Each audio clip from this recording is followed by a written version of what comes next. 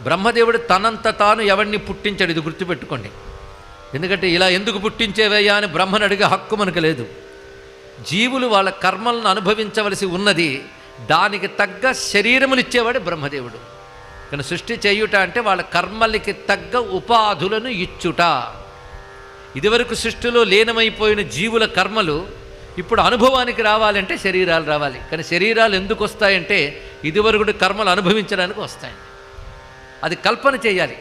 ఆ కల్పన చేయడానికి బ్రహ్మదేవుడు నియమింపబడ్డాడు.